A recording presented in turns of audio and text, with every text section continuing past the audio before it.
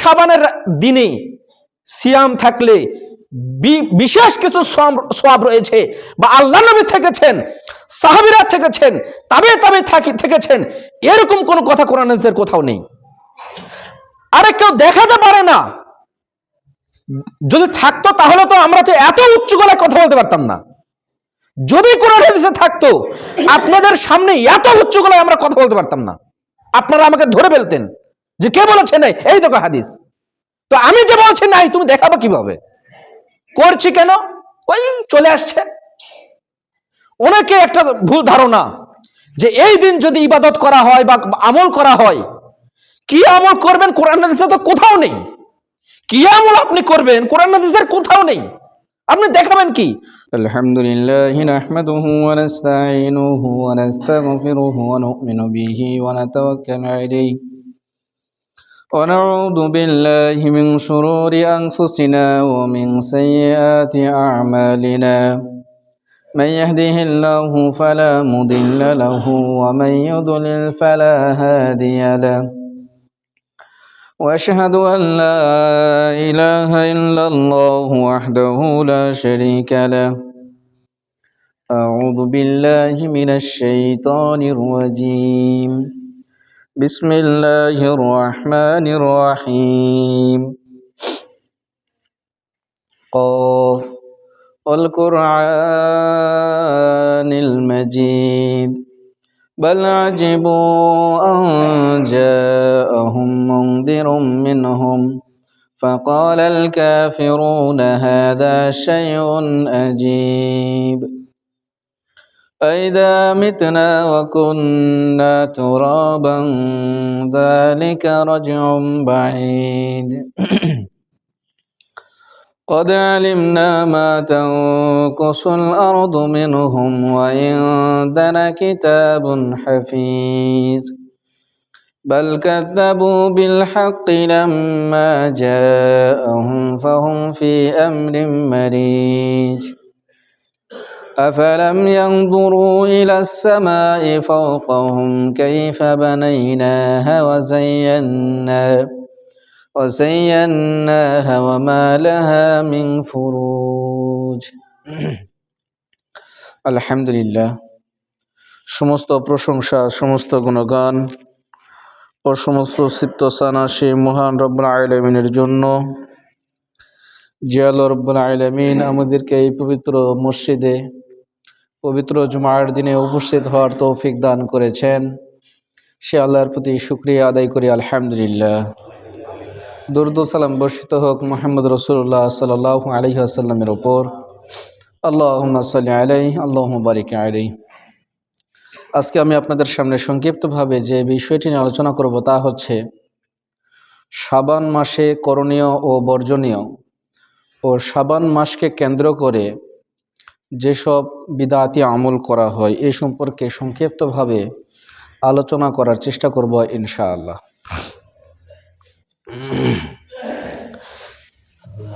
ইন্না ইদ্দাতাশ শুহুরি ইনদাল্লাহি 12 শাহরান ফি কিতাবিল্লাহ ইয়াওমা খালাকাস সামাওয়াতি ওয়াল আরদ। যেদিন থেকে আসমান এবং জমিন সৃষ্টি হয়েছে সেদিন থেকেই মাস হচ্ছে 12টি। কয়টি? 12টি। তার মধ্যে আরবি একটি মাস যার নাম হচ্ছে শাবান, আরবিতে যাকে শাবানুন মানে শাবান মাস বলা হয়। এই আরবি মাসগুলো আর এই শাবান মাস এর শাব্দিক অর্থ হচ্ছে বেরিয়ে পড়া, ছড়িয়ে পড়া। পারিভাষিক দৃষ্টিকোণ থেকে যেটা বলা যায় সেটা হচ্ছে আল্লামা ইবনুল মুনজির রাহিমাহুল্লাহ বলছেন, শাবানু ইসমুন লিশ-শাহরি সুম্মিয়া বিযালিকা লিতাশাউবিহিম ওয়া তাফাররুকিহিম। আল্লামা ইবনুল মুনজির তিনি বলছেন, আশ-শাবানু ইসমুন লিশ-শাহর সুম্মিয়া বিযালিকা লিতাশাউবিহিম আই লিতাফাররুকিহিম লিল-গারাতি। যে শাবান মাসকে এজন্যই নামকরণ করা হয়েছে, শাবান মাসকে এজন্যই শাবান বলা হয়। শাবান মাসের আগে তারা একটু আরামায়েশ করত। আর শাবান মাসে যখন আসতো তখন তারা দুইটা কাজের জন্য তারা বাহিরে বেরিয়ে যেত, এই জন্য শাবান বলা হয়। এক নাম্বার, তারা পানি খোঁজ করার জন্য বাহিরে খোঁজাখুঁজি করতো যে কোথায় পানি আছে নাকি, কোথায় পানি পাওয়া যায়। দ্বিতীয় নম্বরে যেটা হচ্ছে, যুদ্ধ করার জন্য তারা বেরিয়ে পড়ত।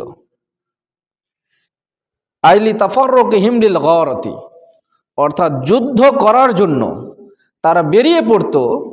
এই দুইটা কাজ তারা করত। একটা হলো পানি খোঁজার জন্য তারা জমিনে ছড়িয়ে পড়ত, আরেকটা হচ্ছে যুদ্ধ করার জন্য তারা বেরিয়ে পড়ত। এই জন্য শাবানকে শাবান মাসে নামকরণ করা হয়েছে। আমরা জানুয়ারি ফেব্রুয়ারি যে মাসগুলোকে চিনি, এগুলো প্রতিটি মাস হয়তো আমরা ব্যবহার করছি ঠিক আছে, কিন্তু প্রতিটা মাস যে নামকরণের ইতিহাস, কোনো না কোনো মূর্তিকে কেন্দ্র করে, কোনো না কোনো শিরকে কেন্দ্র করে এই নামগুলো তৈরি করা হয়েছে। শনিবার, রবিবার, সোমবার, এই যে দিনগুলো, এগুলো কোনো না কোনো দিবসকে কেন্দ্র করে, কোনো না কোনো মূর্তিকে কেন্দ্র করে, কোনো না কোনো তারকার শুভ লক্ষণ এটা সেটা, এই জন্য নামকরণ করা হয়েছে। কিন্তু আরবি যে মাসগুলো, এগুলো তো ওইরকম কোনো ঝামেলা নেই। এগুলো সহিভাবে আল্লাহর পক্ষ থেকে যেদিন থেকে আসমান এবং জমিন সৃষ্টি হয়েছে সেই দিন থেকেই এই নামগুলো এসেছে। তারপরে আল্লামা আলিমউদ্দিন সাখাবী তিনিও এই কথাটাই বলছেন, আশ-শাবানু মিন তাশাউবিল কবাইরি আও ফিল গারাতি, অর্থাৎ শাবানকে শাবান মাস এই জন্যই বলা হয় যে তারা পানি খোঁজ করার জন্য, যা যুদ্ধ করার জন্য বেরিয়ে পড়তো, এজন্যই শাবান মাসকে শাবান বলা হয়। এখন আসেন, এই শাবান মাসের আরো কিছু গুরুত্ব রয়েছে। এক, আমরা জানি ক্যাবলা পরিবর্তন হয়েছে। ক্যাবলা কিন্তু আগে পশ্চিমে ছিল না। কোন দিকে ছিল? বাইতুল মাকদিসের দিকে। বাইতুল মাকদিস বা বাইতুল মুকাদ্দাস বা কুদস, নাম শোনেননি? মসজিদে আকসা, বাইতুল মুকাদ্দাস বা বাইতুল মাকদিস দুটাই পড়া যায়। ওই দিকে করে মুসলমানরা নামাজ পড়তো। যখন সালাত ফরজ হয়েছে তখন ওই দিকে করে নামাজ পড়তো। তো আল্লাহ নবী মনে মনে চাচ্ছিলেন যে যদি কাবার দিকে করে নামাজ পড়া হইতো, এটা মনে মনে তিনি চাচ্ছিলেন। হঠাৎ আল্লাহ আয়াত নাজিল করে দিলেন, হে মুহাম্মদ, মানে আসরের সালাতের সময় ক্যাবলা পরিবর্তন হয়েছে। দেখেন, 2 রাকাত সালাত পড়া হয়েছে, পড়ার পরে হঠাৎ আল্লাহর পক্ষ থেকে অর্ডার, ক্যাবলা পরিবর্তন হয়ে গেছে, পশ্চিম দিকে করে এখন সালাত। 2 রাকাত পড়া হয়েছে একদিকে, আরেক 2 রাকাত পড়া হয়েছে আরেক দিকে। এজন্যই সৌদি আরবে একটা মসজিদ আছে, মসজিদের নাম হচ্ছে মসজিদে কেবলাতাইন। কেবলাতাইন এটা হচ্ছে আরবি শব্দ। কেবলাতুন শব্দটা এক বচন, কেবলাতানে বা কেবলাতাইনে, যখন এটা হচ্ছে আরবি ব্যাকরণ অনুযায়ী যখন জেরের স্থানে যখন থাকে তখন কেবলাতাইন পড়া হয়, ইয়া তার পূর্বে জবর দিয়ে। তার মানে এই দুইটা কেবলা এই মসজিদে, ধরেন এই মসজিদের নাম হচ্ছে কেবলাতাইন, মানে এই মসজিদ এমন একটা মসজিদ যে মসজিদে একদিকে করে নামাজ পড়া হয়েছে, আরেক দিকে কেবলা পরিবর্তন হয়েছে, এই জন্য মসজিদটারই নাম হয়েছে মসজিদে কেবলাতাইন। এই কেবলা পরিবর্তন হয়েছে যে মাসে, সেটা হলো এই শাবান মাসে। আরেকটা জিনিস পরিবর্তন হয়েছে, সেটা হচ্ছে যে আমরা আল্লাহ নবীর উপর দুরূদ পড়ি না, এই দুরূদ পাঠের যে আয়াত, এই আয়াত নাজিল হয়েছে এই শাবান মাসে। এজন্য এই মাসের একটা আলাদা গুরুত্ব রয়েছে। এর মানে এই নয় যে আলাদা কিছু আমল করতে হবে, এরকম কোনো অর্ডার আসেনি। আলাদা কোনো কাজ করতে গেলে অনুমতি থাকতে হবে আল্লাহ এবং অথবা আল্লাহ নবী মুহাম্মদ রাসূলুল্লাহ সাল্লাল্লাহু আলাইহি সাল্লামের, যদি কোনো আমল করতে যাই। এখন আসেন, এই শাবান মাসের এমন একটি মাস, একটা বাৎসরিক রিপোর্ট আল্লাহর কাছে পেশ করা হয়। আপনি কি কাজ করেছেন, ভালো না মন্দ, সওয়াব গুনাহ, এগুলো 12 মাসের মধ্যে যেই মাসে আল্লাহর কাছে ফেরেশতারা আপনার আমলনামা পেশ করে, অমুক বান্দা এটা করেছে, অমুক বান্দা এটা করেনি, যেই মাসে আল্লাহর কাছে রিপোর্ট পেশ করে আপনার, সেটা হচ্ছে এই শাবান মাসে।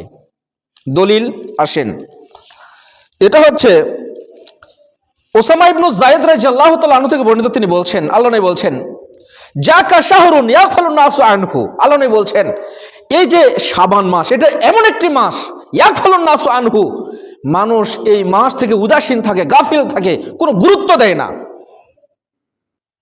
সেটা কি?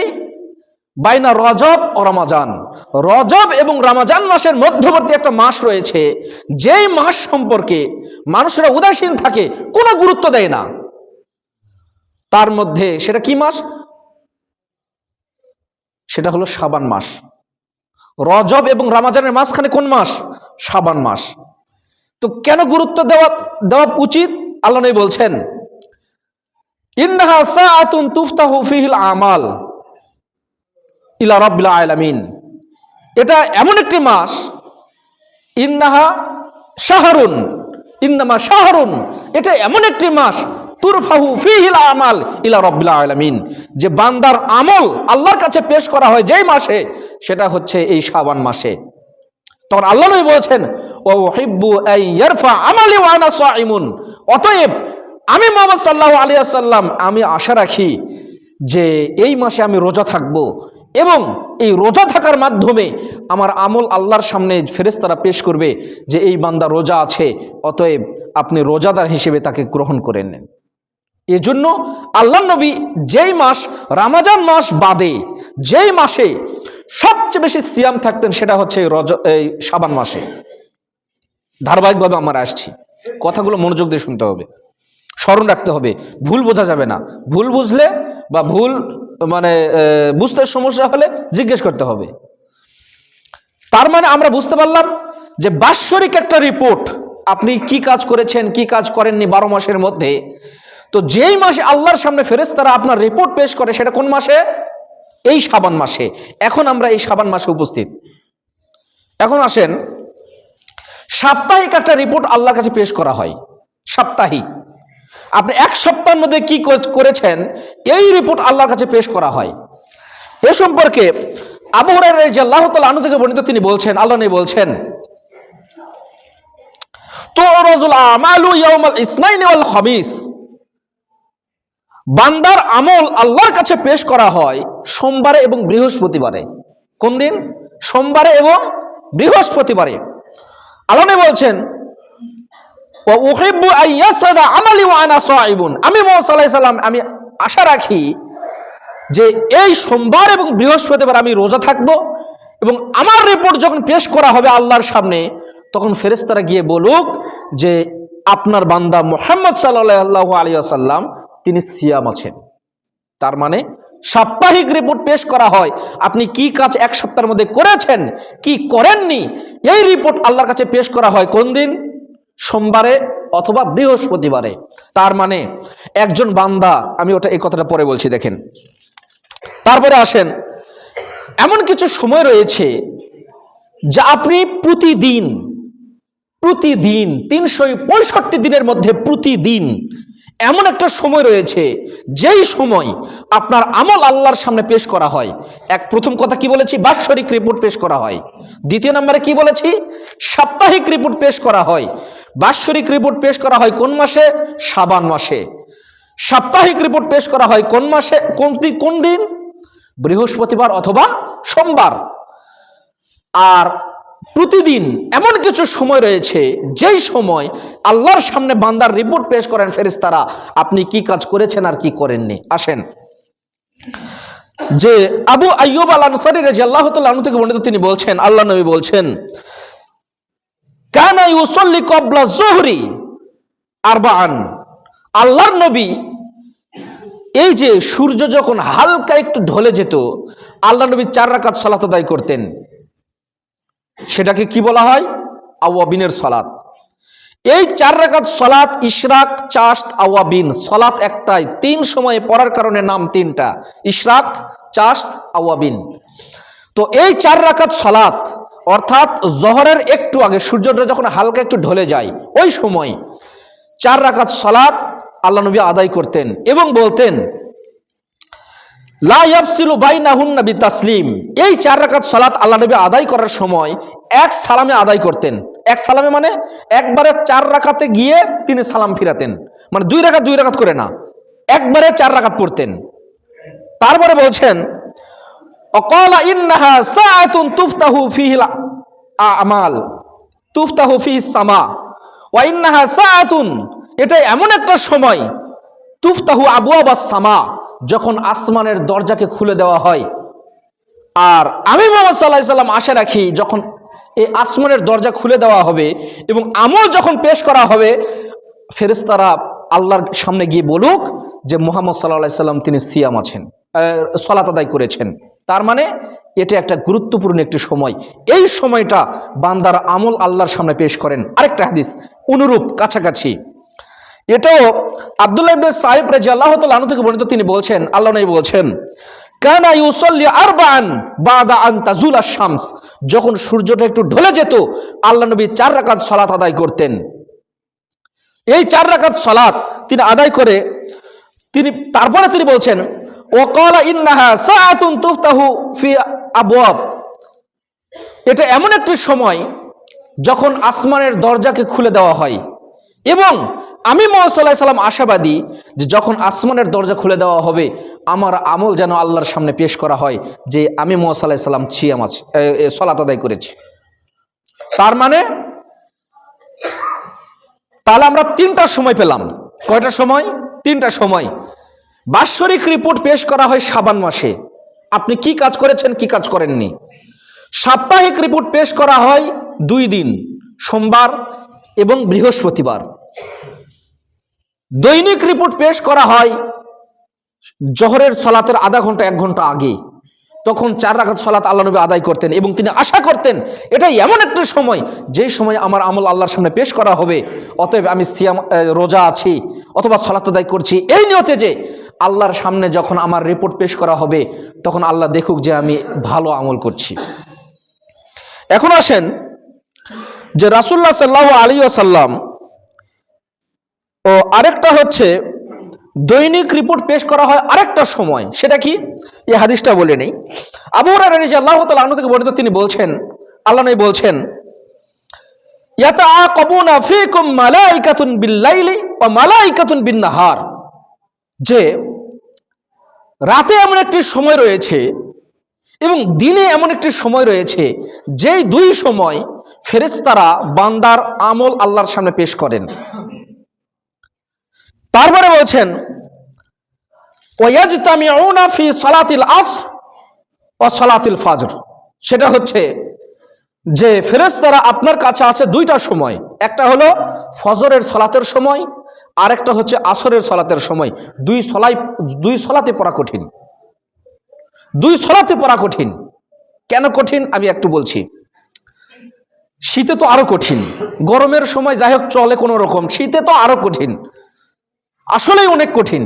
আমরা সালাত আদায় করি প্রতিদিন, কত কষ্ট, মানে মন চায় না যে উঠি, এমন ঠান্ডা পানি হয়ে থাকে, ট্যাঙ্কি ভর্তি হয়ে আছে, চাইলেও তো ওই গরম পানি আপনি বের করতে পারছেন না। তখন পুরা ট্যাঙ্কি ভরবে, তারপরে আপনার কি হবে, ট্যাঙ্কি হয়তো ভরাই আছে, ধরে নেন আগের রাতে ভরে রাখা আছে, সে কষকষা ঠান্ডা একবার হিম হয়ে আছে মনে হয়। তো এই ফজরের সালাত তো কঠিন, আসরের সালাতটা কেন কঠিন? সচরাচর আপনি মাঠে কাজ করলেন, জোহরের আগে গোসল টোসল করে জোহরের নামাজ না হয় পড়লেন এসে মসজিদে, হয়তো জোহরের পরে গিয়ে খাওয়া দাওয়া করলেন, মনটা চাচ্ছে যে একটু শুয়ে নেই, শুয়েছেন আর মন চায় না উঠতে, কঠিন। তার মানে আসরের সালাতটাও কঠিন। আর এই 2টার সময় ফেরেশতারা আসে আপনার কাছে যে বান্দা কি কাজ করছে দেখি। তো আপনার ফজরের সালাতের সময় আর আসরের সালাতের সময়, এই 2 সময় ফেরেশতারা আসে আপনার কাছে প্রতিদিন, রাতেও আসে দিনেও আসে। এসে কি করে দেখেন, সুম্মা ইউরাদুল লাযিনা বাতু ফীকুম, তখন ফেরেশতারা এসে আপনার পরিবেশ দেখে যায়, আপনি কি অবস্থায় আছেন, সালাত আদায় করেছেন কি করেননি। ফায়াসআলুহুম, তারা যখন আল্লাহর কাছে যায়, আল্লাহর কাছে গিয়ে বলে, তখন আল্লাহ বলে এ ফেরেশতারা কি খবর, আমার বান্দার কি খবর। ফায়াসআলুহুম, আল্লাহ ফেরেশতাদেরকে জিজ্ঞেস করেন যে ফেরেশতারা কি খবর, আমার বান্দারা তাদের অবস্থা কি। তখন আল্লাহ নবী বলছেন ও হুয়া আলামু, আল্লাহ এই কথা জিজ্ঞেস করেন, অথচ তিনি কিন্তু জানেনই বান্দা কি করছে কি করেনি, তারপরেও জিজ্ঞেস করেন কি খবর বলো, কি খবর বলো। তখন আল্লাহ তাআলা ফেরেশতাদেরকে বলেন, কাইফা তারাকতুম ইবাদি, তোমরা আমার বান্দাকে কি রকম দেখে আসলা, পরিবেশটা কি, কি কাজ করছে। তখন তারাকনাহুম ওয়াহুম ইউসাল্লুনা, আল্লাহ আমি যখন তাদেরকে দেখে আসছি, ওয়াহুম ইউসাল্লুনা, তাদেরকে সালাত পড়া অবস্থায় দেখে এসেছি। তার মানে ফেরেশতারা এসে দেখেন যে আপনি কি কাজ করছেন, যে সালাত পড়েন কি পড়েননি, তার মানে এটা গিয়ে আল্লাহর কাছে গিয়ে বলবেন। ওয়া আতাইনাহুম ওয়া হুম ইউসাল্লুনা, আমি আপনার কাছে এখন যখন আসলাম, এখনো আসলাম, দেখে দিলাম যে সে সালাতে আছে।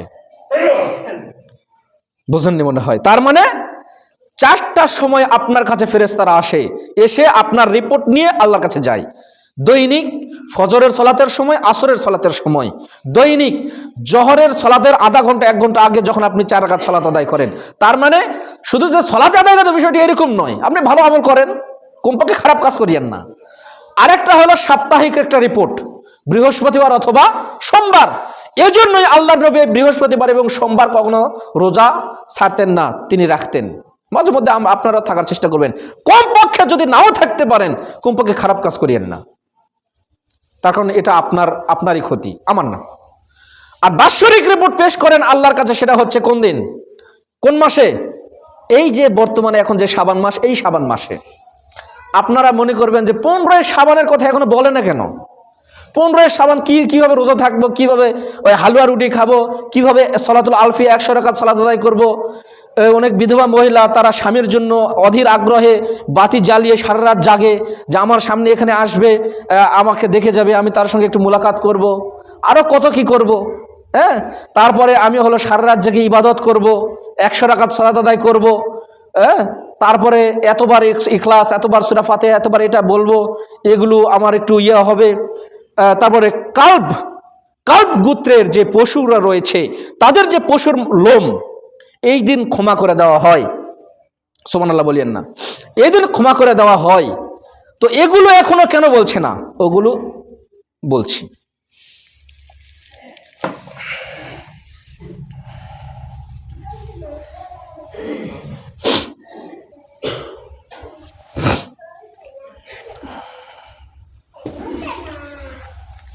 আলহামদুলিল্লাহ ওয়াহদাহু ওয়াসসালাতু ওয়াসসালামু আলা মান লা নাবিয়্যা বা'দা, আম্মা বা'দ। এখন আসেন রাসূলুল্লাহ সাল্লাল্লাহু আলাইহি ওয়াসাল্লাম এই শাবান মাসে কিরকম গুরুত্ব দিতেন। আয়েশা রাদিয়াল্লাহু তাআলা আনহা তিনি বলছেন, আল্লাহ নবীর একমাত্র কুমারী স্ত্রী এবং সব থেকে গোপনীয় বিষয়গুলো যেগুলো আমরা জানতে পারি আল্লাহর নবীর, সেগুলো আয়েশা রাদিয়াল্লাহু তাআলা আনহার মাধ্যমে। তখন স্ত্রী সবচেয়ে ভালো জানে যে আপনি কেমন। পাড়া প্রতিবেশী একটু কম বুঝবে, বন্ধু বান্ধব একটু কম বুঝবে, আপনার স্ত্রী সবচেয়ে ভালো বলতে পারবে আপনি সলিড না সমস্যা আছে, মানে ভালো মানুষ না খারাপ মানুষ, আপনি কি কাজ করছেন কি কাজ করছেন না, আপনার মানসিকতা কেমন, সব মিলে আপনার স্ত্রী কিন্তু বুঝতে পারবে। তো আয়েশা রাদিয়াল্লাহু তাআলা আনহা তিনি বলছেন যে ইয়াতাহাফফাজু মিন শাবানা মালান ইয়াতাহাফফাজু মিন গায়রিহি, আল্লাহর নবী এই শাবান মাসকে যত গুরুত্ব দিতেন, আল্লাহর নবী এই রমজান মাস ব্যতীত এই শাবান মাসে যত গুরুত্ব দিতেন, এই শাবান মাসকে যত গুরুত্ব দিতেন, অন্য কোনো মাসকে এত গুরুত্ব দিতেন না। আল্লাহর নবী রমজান মাসকে যে গুরুত্ব দিন ওটা তো ভিন্ন, তখন ফরজ যেটা সিয়াম ওটা তো আছেই, বাকি 11 মাসের মধ্যে এই শাবান মাসকে যত গুরুত্ব দিতেন, যত মূল্যায়ন করতেন, যত সিয়াম থাকতেন, অন্য কোনো মাসে এত সিয়াম থাকতেন না, অন্য কোনো মাসে এত গুরুত্ব দিতেন না, যে যত গুরুত্ব দিতেন এই শাবান মাসকে কেন্দ্র করে। এখন কথা হচ্ছে সুম্মা ইয়াসুমু লি রুয়াতি রমাদানা, তিনি রমজান মাস শুরু করতেন এই চাঁদ দেখে, ফাইন গাম্মা আলাইহি আদ্দা সালাসিনা ইয়াওমান, যদি কোনো কারণে আকাশ মেঘাচ্ছন্ন থাকতো তাহলে এই শাবান মাসকে তিনি 30টা পূর্ণ করতেন, তারপর রমজান শুরু করতেন। এখন আসেন যে রাসূলুল্লাহ সাল্লাল্লাহু আলাইহি ওয়াসাল্লাম এই মাসে সবচেয়ে বেশি সিয়াম থাকতেন। আল্লাহ নবী বলছেন, উম্মু সালমা রাদিয়াল্লাহু তাআলা আনহা তিনি বলছেন, আন্নাহু লাম ইয়াকুন মিনাস সানাতি শাহরান লাম ইয়াকুন, আল্লাহর নবী এই মাসে যত সিয়াম থাকতেন, রমজান মাস ব্যতীত এই মাসে যত সিয়াম থাকতেন, অন্য কোন মাসে এত সিয়াম থাকতেন না। তারপরে বলছেন, আয়েশা রাদিয়াল্লাহু তাআলা আনহা বলছেন, কানা আহাব্বা শুহুর ইলা রাসূলুল্লাহ সাল্লাল্লাহু আলাইহি ওয়াসাল্লাম ইয়াসুমাহু, আল্লাহর নবী এই শাবান মাসে যত সিয়াম থাকতেন, অন্য কোন মাসে এত সিয়াম থাকতেন না। এই মাসকে যত ভালোবাসতেন, অন্য কোন মাসকে এত ভালোবাসতেন না। তবে রমজান মাস কিন্তু আলাদা, আবার ভুল বুঝবেন না কিন্তু। রমজান মাস বাদে এই 11 মাসের কথা বলতেছি আমি। এই 11 মাসের মধ্যে, রমজান মাস বাদে এই 11 মাসের মধ্যে সবচেয়ে যে মাসকে বেশি ভালোবাসতেন সেটা হচ্ছে এই শাবান মাস। সবচেয়ে যে মাসে সিয়াম থাকতেন বেশি সেটা হচ্ছে এই শাবান মাস। এখন আসেন, আবু সালমা রাদিয়াল্লাহু তাআলা আনহা থেকে বর্ণিত তিনি বলছেন, আল্লাহ নবী বলছেন, আল্লাহ নবীর কথা তিনি বলছেন, কানা রাসূলুল্লাহ সাল্লাল্লাহু আলাইহি ওয়াসাল্লাম ইয়াসুমু মিন শাবান, আল্লাহর নবী এই শাবান মাসে অনেক সিয়াম থাকতেন। ইয়াসুমু হাত্তা নাকুলু লা ইফতিরু, যখন তিনি সিয়াম থাকতেন আমরা মনে মনে ভাবতাম আল্লাহর নবী মনে হয় আর সিয়াম ছাড়বে না, পুরো মাসে মনে হয় সিয়াম রাখবেন তিনি। মানে এই শাবান মাসের কথা বলতেছেন, শাবান মাসের কথা বলছেন আল্লাহ নবীর। আবু সালমা তিনি বলছেন যে আল্লাহর নবী এই মাসে, এই শাবান মাসে যত সিয়াম থাকতেন, যখন সিয়াম ধরতেন, রোজা যখন শুরু করতেন, আমরা মনে করতাম আর মনে হয় সিয়াম ছাড়বেন না, পুরো মাসে সিয়াম থাকতেন। ওয়ায়ুফতিরু হাত্তা নাকুলু লা ইয়াসুম, যখন তিনি সিয়াম ছাড়তেন, ওনাকে বাচ্চাকে নিয়ে একটু বাইরে যান তো, একটু বাইরে যান, একটু বাইরে যান, বাচ্চাটাকে নিয়ে একটু বাইরে যান। বাচ্চা তো বুঝবে না, বোঝেননি কথাটা। বাচ্চাদের সম্পর্কে একটা কথা বলি আপনাদেরকে। আল্লাহ নবীর সময়ে, ভালো করে বুঝবেন কথাটা, আল্লাহ নবীর সময়ে হাসান এবং হোসাইন, আল্লাহ নবী সালাত আদায় করতেন, আল্লাহ নবীর মাথার উপরেও হাসান হোসাইন চড়ে বসত। সেটার পরিবেশ ছিল ভিন্ন। কিন্তু বর্তমানের পরিবেশের কথা আমি বলছি, সেটা হচ্ছে যে বাচ্চারা, ওনারা তো বোঝে না। বাচ্চা যদি শান্ত থাকে, ওনাকে যদি মসজিদে নিয়ে আসেন, ও তো অনেক কিছু শিখবে, এটা স্বাভাবিক একটা বিষয়। তখন এখন থেকে ইসলাম শিক্ষা দিবেন না, দিবেন কখন? যদি শান্ত থাকে তাহলে তো কোনো সমস্যা নেই। কিন্তু বাচ্চা যদি মানে এমন কিছু কাজ করছে যেগুলোর কারণে মানুষের সালাতের বিঘ্নতা ঘটে, মানুষের সমস্যা হয়, এজন্য সালাফগণ ফতোয়া দিয়েছেন যে যদি সলাতের মধ্যেও তোমাদের মোবাইলের রিংটোন বাজে, তাহলে সলাত অবস্থায় তোমরা মোবাইলটাকে বাহির করে মোবাইলটাকে হয় বন্ধ করো, না হলে ভাইব্রেশন বা কোনো কিছু সিস্টেম করে রাখো, যেন মানুষের সমস্যা না হয়। এটা কেন বলছেন তারা? যেন মানুষের সলাতের ক্ষতি না হয়। তার মানে বাচ্চাও যদি আসে, যদি শান্ত থাকে, তাহলে তো কোনো সমস্যা নেই। কিন্তু এমন কোনো আচরণ করছে যার কারণে মানুষের সলাতের ক্ষতি হচ্ছে, তাহলে বাচ্চাকে না নিয়ে আসাই ভালো। কোনো মা যদি চিন্তা করেন যে আমি গিয়ে মসজিদে সলাত আদায় করব, মসজিদে আসতে পারেন। বলা হয়েছে স্বামীর কাছে যদি অনুমতি চাই, তোমরা অনুমতি দাও, কিন্তু মসজিদে আসা তাদের জন্য ফরজ না। আমার কথা ভালো করে বুঝবেন, আবার উল্টা বুঝিয়েন না আবার। তবে তিনি যদি বাচ্চাকে নিয়ে এসে যদি মানুষের সমস্যা হয় বা আশেপাশে মানুষের ক্ষতি হচ্ছে, তাহলে ওই মহিলাকে আমি মনে করি বাড়িতে পড়াই তার জন্য উত্তম। আমার কথাটাকে বুঝতে পেরেছেন? কথাটাকে ভালো করে বুঝবেন।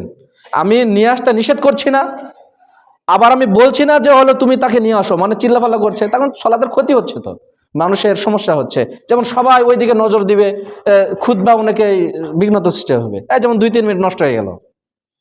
যাক, কি যে কথাটা বললাম,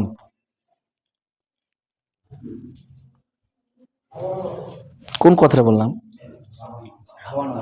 শ্রাবণ মাসে তো বলতেছি, আমি তো ভুলে গেলাম, আমি ভুলে গেলাম।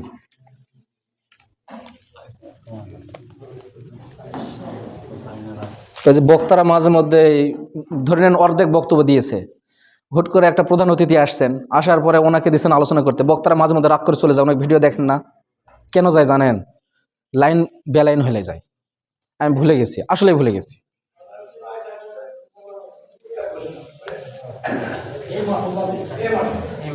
ওটা আমার স্মরণে আসতেছে না।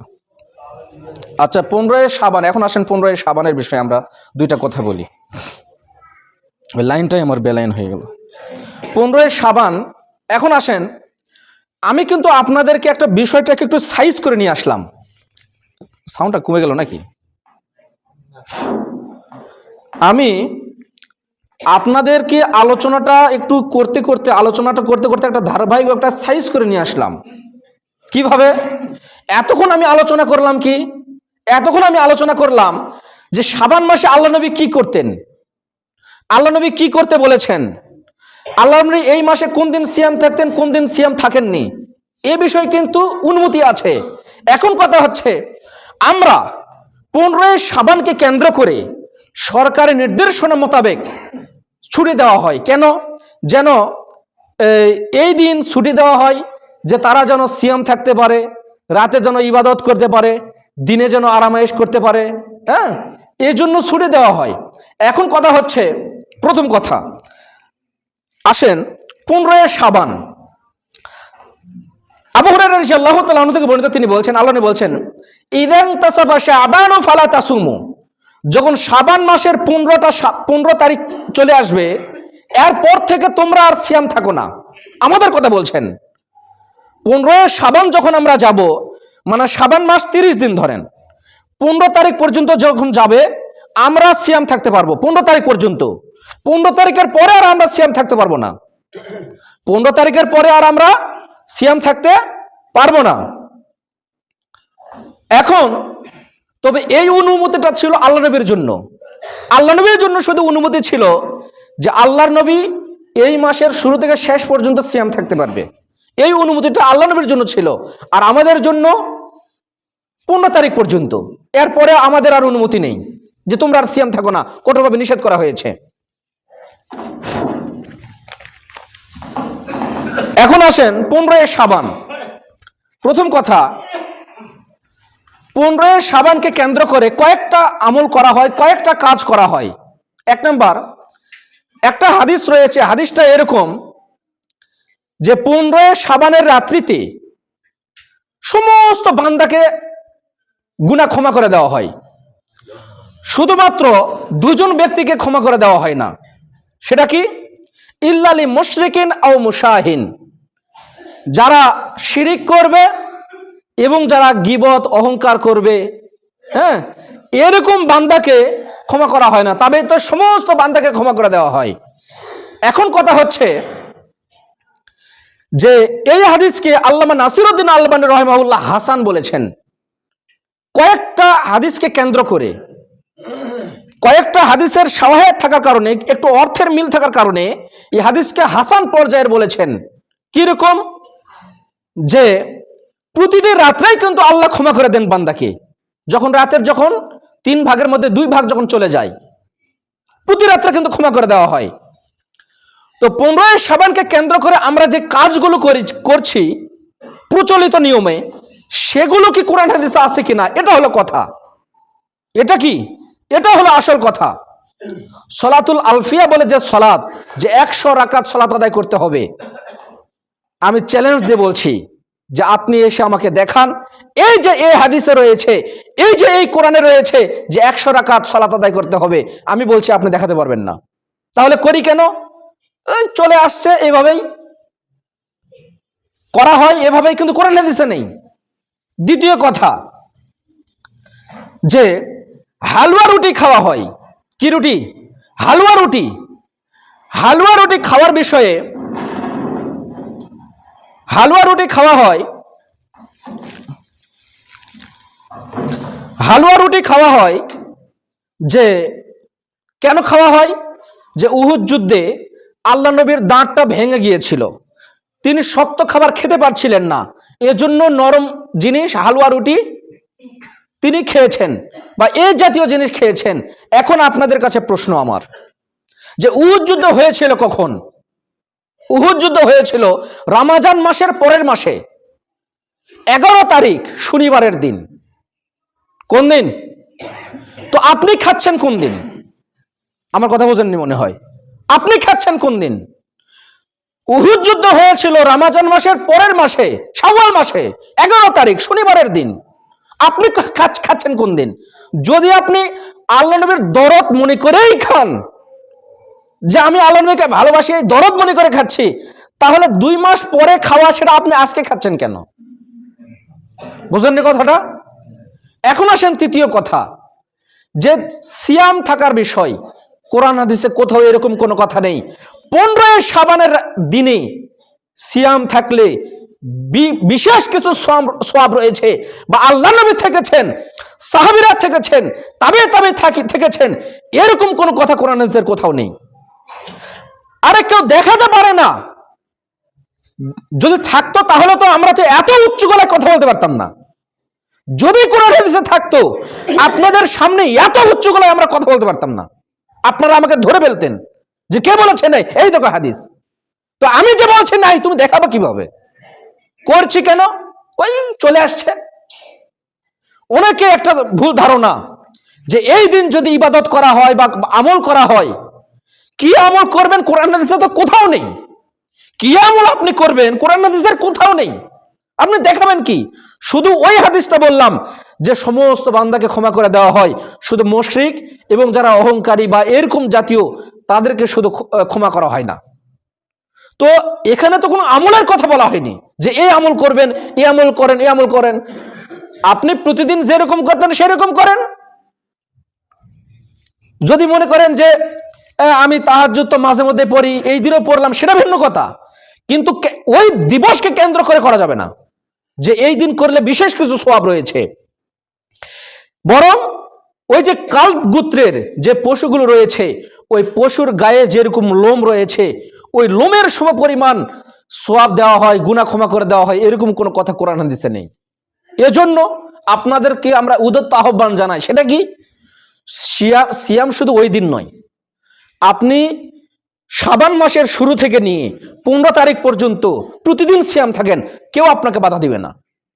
নির্দিষ্ট করে শুক্রবারের দিন সিয়াম থাকা হারাম, নিষিদ্ধ, তারপরেও এই 15 তারিখের মধ্যে আপনি থাকেন, কোনো সমস্যা নেই। কিন্তু দিবসকে কেন্দ্র করে নয়। বিশেষ করে আমি উদাত্ত আহ্বান জানাই মহিলা মা বোনদেরকে, আপনারা লাগলে আজ থেকে শুরু করে দেন, আগামী বুধবার পর্যন্ত সময় রয়েছে, আপনারা এই কয়দিন সিয়াম থাকেন, কেউ আপনাদেরকে নিষেধ করবে না। কিন্তু শুধু নির্দিষ্ট করে ওই দিন সিয়াম থাকা যাবে না। বরং আমরা আহলে হাদিস মানুষ, আমরা যদি কোরআন যদি ভালো মতো অনুসরণ না করে, পালন না করে, তাহলে করবে কে? আমাদেরকে অবশ্যই অনুসরণ করতে হবে। পৃথিবীতে যদি আহলে হাদিস না থাকতো, এই দুনিয়ার মিটে যেত, কত আগে ধ্বংস হয়ে যেত। তার কারণ অতিরিক্ত ভালোবাসা জিনিসটা বেশি ভালো নয়। আপনিও বলেন যে ও খুব বেশি ভক্তি দেখাচ্ছে, কেন? আপনার কাছ থেকে কিছু পাবে এই আশায়। তো কোরআনে যা রয়েছে ওই মোতাবেক আমল করে আল্লাহ নবীকে ভালোবাসা, এটাই হলো প্রকৃত ভালোবাসা। কিন্তু সারা জীবন একদিনও মসজিদে আসি না, সারা জীবন একদিনও সিয়াম পালন করি না। আরে রমজান মাসে হলো সিয়াম থাকে না, ও 15 শাবান সিয়াম আছে, একদিনও নামাজ পড়ে না, ও 15 শাবানের রাত্রিতে 100 রাকাত নামাজ পড়ে, ওর কি নামাজের দাম আছে? ও রমজান মাসে ফরজ সিয়াম থাকে না, ওর কি নামাজের দাম আছে? ওর নামাজের 4 পয়সা কোনো দাম নেই। ওই হালুয়া রুটির কোনো দাম নেই, কুত্তাকে খাওয়ালে মনে হয় বেশি সওয়াব পাওয়া যাবে ওই দিনের খাওয়ার চেয়ে। কথাটা বুঝতে পেরেছেন? কখনোই আপনার বাড়িতে যেন এরকম কোনো প্রশ্রয় না পায়। সতর্ক সাবধান থাকবেন, কোন পীরপন্থী অথবা কোন মাযহাবী কোন মহিলাকে বিয়ে করে নিয়ে এসে আপনার বাড়িতে যেন এই কাজগুলো করতে না পারে। কারণ আপনি আহলে হাদিস মানুষ। আপনি যদি হাদিসের উপরে অনুসরণ না করেন, তাহলে করবে কে? বাইরের মানুষ। তাহলে ওরা তো মাযহাবী, ওরা তো বোঝে না, ওরা তো সারা বছর কোনো ইবাদত বন্দেগী নেই, এই একদিন উৎসব করে ইবাদত বন্দেগী। আর সারা কত বড় মুসল্লি, একদিনও নামাজ পড়ে না, আজকে এসেছে নামাজ পড়তে, বড় মুসল্লি হয়ে গিয়েছে। কঠোরভাবে আমি বলছি আপনাদেরকে, কমপক্ষে আহলে হাদিস মানুষ আপনারা এরকম কাজ যেন আপনাদের বাড়িতে না হয়। বিরত থাকবেন, এটাই হলো আপনার আল্লাহ নবীর হাদিসকে অনুসরণ করা, যে আমরা এগুলো থেকে বিরত থাকলাম। তার মানে এই নয়, অবশ্যই রমজান মাসের সিয়ামকে বেশি গুরুত্ব দিবেন, ফরজগুলোকে আগে গুরুত্ব দিবেন। ফরজ সিয়াম থাকে না, ও ভালো মানুষ, সুস্থ মানুষ, শরীরটা ভালো, এমনিতে রমজান মাস আসলে হুজুর খুব সমস্যা, হুজুর টাকা টুকা ফিদিয়া টিদিয়া দিলে কি সিয়াম হবে? ভালো মানুষ, আমরা তো এগুলো আমরা বুঝি, আমরা চলাফেরা করে আমরা বুঝি। ভালো মানুষ রমজান মাসে এসে অসুস্থ হয়েছে, ফিদিয়া দিবে, কয় হুজুরে কত দেওয়া লাগবে? কত দেওয়া লাগবে মানে? রমজান মাসে আপনি যেরকম খান সেরকম দিবেন। সারা বছর আপনি কিন্তু ভালো খান না, রমজান মাসে কিন্তু ভালো খান, তাই খান না? এই আমি মনে করি অনেক মানুষ সারা মাস যা খাওয়াতে পারে না, এই রমজান মাসে কিন্তু কমপক্ষে ভালো খাওয়ার চেষ্টা করে। তো আপনি যা খাবেন তাকে তাই দিতে হবে। আমি বলছি আপনাকে, আমাকে দিতে হবে, বেশি সব পাবেন বিষয়টি এরকম নয়, এটা ভুল ধারণা।